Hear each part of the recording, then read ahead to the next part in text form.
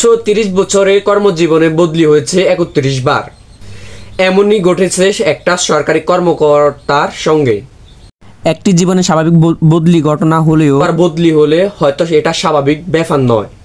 কেন এতবার বদলি হতে হলো তাকে জানাবো সেই ব্যাপারে। ঘটনাটি ভারতের। চাকরি জীবনে মোট ৩১ বার বদলি হয়েছেন IAS প্রতির কাজটি। মাসের মধ্যে 3 বার বদলি হওয়ার ঘটনা রয়েছে।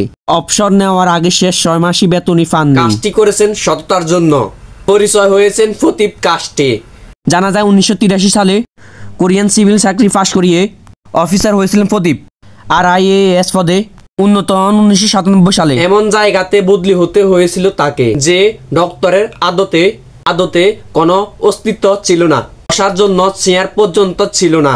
আটকে দেওয়া হয়েছিল তার বেতন ভাতা। 2000 সালে সেপ্টেম্বর মাসে বদলি হয়েছিল 3 বার। ধারণা করা হয় সরকারের সাথে তার সংঘাত ভালো হওয়ার কারণে বারবার বদলি ঝামেলা হয়েছে প্রদীপের সাথে। 2018 সালে অবসর দেন তিনি।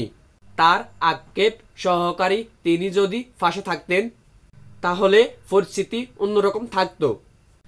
এই ছিল আমার ভিডিও। আল্লাহ হাফেজ, সবাই ভালো থাকবেন। আসসালামু আলাইকুম।